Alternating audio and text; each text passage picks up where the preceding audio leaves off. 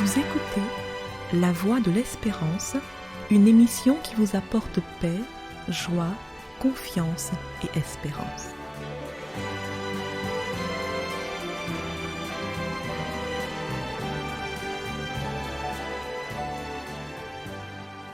Bonjour la Guyane et bonjour à tous depuis la Guyane. Les images sont impressionnantes. Je parle des images de l'effondrement d'un pont dans la nuit du lundi 25 mars dans la ville américaine de Baltimore, après la collision d'un cargo avec la poutre de support provoquant la rupture du pont et sa chute.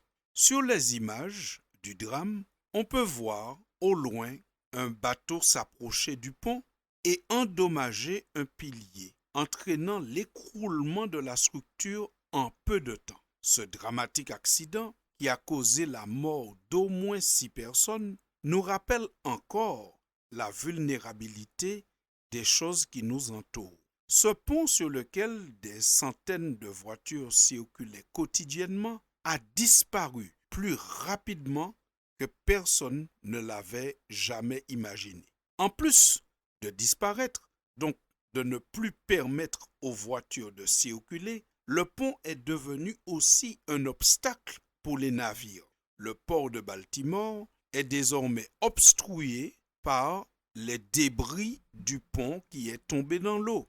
Ce port représente un point névralgique de l'économie de la côte est des États-Unis. Le transport maritime à destination et en provenance de la ville est suspendu jusqu'à nouvel ordre.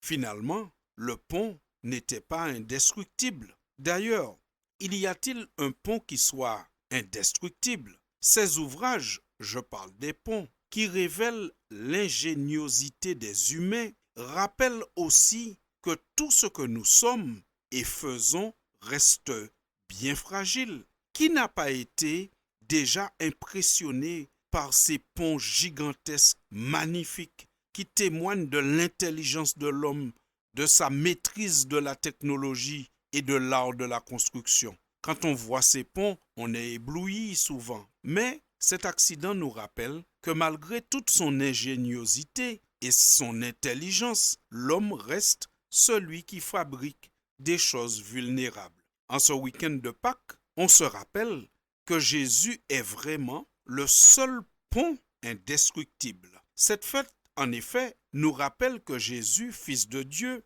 s'est incarné. Il est venu dans ce monde pour établir un pont entre les hommes et la divinité. En se révélant à ses premiers disciples, voici ce que Jésus disait. Jésus disait, en vérité, vous verrez désormais le ciel ouvert et les anges de Dieu monter et descendre sur le Fils de l'homme. Fin de citation. Vous retrouvez cette parole du Christ dans l'évangile de Jean au chapitre 1er au verset 51. Jésus fait ici comprendre aux premiers disciples qu'il est en train d'appeler qu'il est en vérité un pont, le lien entre le ciel et la terre, celui qui va rendre la communication encore plus facile, celui qui va donner à l'homme l'accès au ciel. Jésus-Christ savait que l'humanité n'a pas en elle-même le pouvoir de résister aux tentations de l'ennemi. C'est pourquoi il recouvrit sa divinité de notre humanité, il quitta son trône et son poste d'autorité et descendit en ce monde gâté et détérioré par la malédiction, et il s'humilia lui-même pour nous donner un exemple. Il vint en ce monde non pour assister à des courses de chevaux ou aller au théâtre, mais dans la douceur et l'humilité pour nous inviter à apprendre de lui. Lui qui est au fond le roi de gloire, même si sa divinité et sa gloire étaient voilées de notre humanité, l'humanité d'un simple charpentier. Nous obtiendrons la force morale qu'il veut nous donner si nous nous attachons à lui. Jésus donc quitta le ciel pour nous offrir l'accès au ciel. C'est ainsi que Jésus a démontré cela lorsqu'il débattait avec ses contradicteurs. Les Juifs prenant la parole, lui dirent un jour, et c'est Jean qui nous en fait le récit au chapitre 2 de son évangile. « Quel miracle nous montres-tu pour agir de la sorte ?» Jésus leur répondit, « Détruisez ce temple, et en 3 jours, je le relèverai. » Les Juifs dirent, « Il a fallu 46 ans pour bâtir ce temple, et toi, en 3 jours, tu le relèveras ?» Mais ce qu'ils ne savaient pas, c'est que Jésus parlait du temple de son corps. C'est pourquoi, lorsqu'il fut ressuscité des morts, ses disciples se souvinrent qu'il avait dit cela, et ils crurent à l'Écriture et à la parole que Jésus avait dite. Retrouvez cet échange entre Jésus et ses détracteurs dans l'évangile de Jean au chapitre 2 et au verset 21. Chers auditeurs, Jésus est le seul pont indestructible. Jésus est venu dans le monde pour que nous puissions avoir accès au ciel. Il a quitté le ciel pour nous donner accès au ciel. Mais en réalité, lorsqu'il est venu sur la terre, il n'a pas été reconnu comme ce qu'il est vraiment. C'est pourquoi il a dû donner sa vie. Mais il a donné sa vie en sachant qu'il allait la reprendre quelque temps après. C'est ainsi qu'à Pâques, le vendredi, nous célébrons la mort du Christ. Mais le dimanche matin, nous célébrons sa résurrection. Résurrection programmée, résurrection qu'il a annoncée avant même sa mort. C'est ainsi que Jésus est un pont indestructible. On le met à mort, mais il revient à la vie 3 jours après.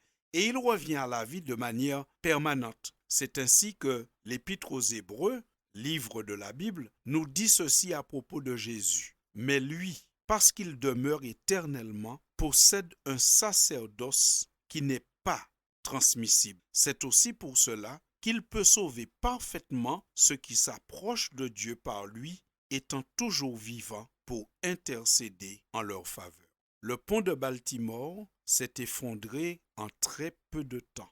Le pont de Baltimore s'est effondré en nous rappelant que l'ouvrage de l'homme, aussi magnifique puisse-t-il être, reste vulnérable. Mais le Christ, lui qui déclarait aux premiers disciples qu'il appelait, « Vous verrez désormais le ciel ouvert et les anges de Dieu monter et descendre sur le Fils de l'homme », lui, il est aussi un pont entre le ciel et la terre. Et ce pont, il est indestructible. Donc nous pouvons marcher sur le pont et la destination est certaine. En vous remerciant pour votre attention, je vous dis à très bientôt, chers auditeurs.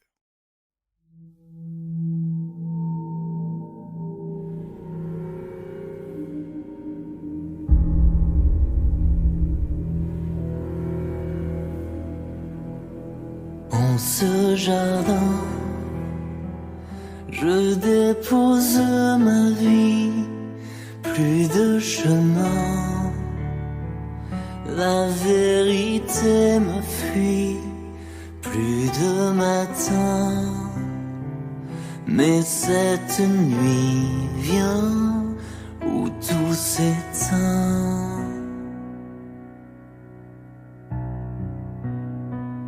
Perlons mon cœur, goutte de sang et d'eau, cette douleur, la peine est mon fardeau, quelle froideur dans cette angoisse, dans cette peur.